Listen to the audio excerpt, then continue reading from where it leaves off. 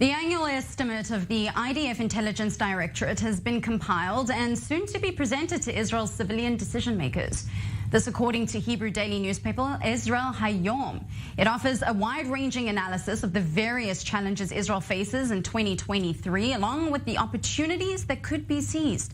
However, unlike past estimates, Iran is not the main focus. While it may remain the most important and complex challenge, the Directorate views it as just one of the pieces in a much larger puzzle. The estimate puts global trends that impact Israel and its security as one of the points of the triangle, noting that the US-China clash and the war in Ukraine.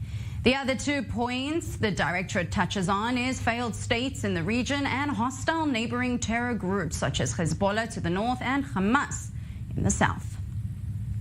And joining me now from Tel Aviv to help break this down is retired Colonel Dr. Jacques Neria, the former Deputy Head of Assessment for the Israeli Military Intelligence and the former Foreign Policy Advisor to Prime Minister Yitzhak Rabin. Thank you very much for coming on this evening.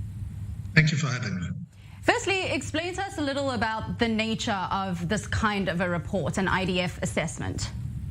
Well, I used to write this assessment when I was in my last position, and I must say very, I'm surprised that such a report, such a survey has been leaked to the press. We would have paid thousands and thousands of dollars in order to get such an assessment from Iran or from Hezbollah or from our enemies. And this has been given to the press, and now our enemies know exactly, if this is the report, know exactly what Israel assesses about with the situation.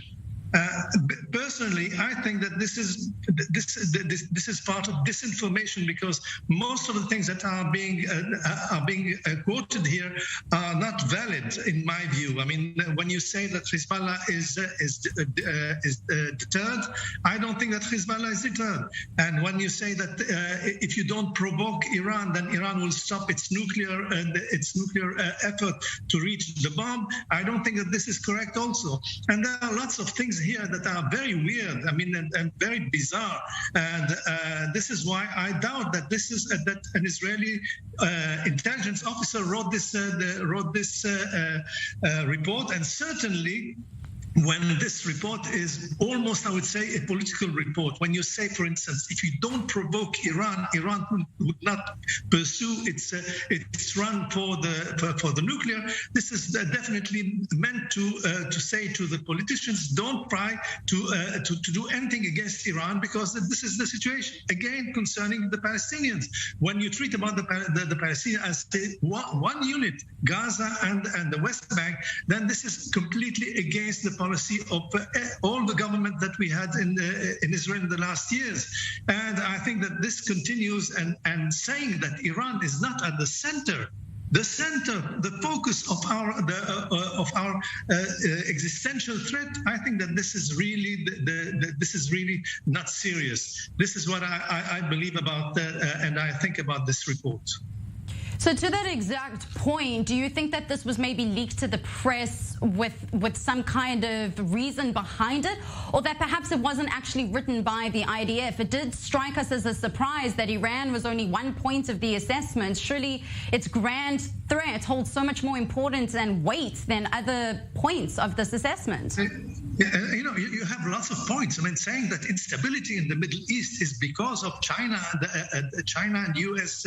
crisis. Well, have we forgotten that the whole Middle East has been shaken by the fact that the U.S. invaded Iraq and created, in fact, Daesh and all the extremism Islam, and that all the so-called Arab Spring began. So what does the Arab Spring has to do with China? Nothing. So I think that, as I said, this, in my view, it seems to me that this report has been leaked in order to let our enemies think what is in the report right now. And I don't think that we think like that. Surely would be an interesting tactic. Retired Colonel Dr. Jacques Neria, thank you very much for joining us this evening.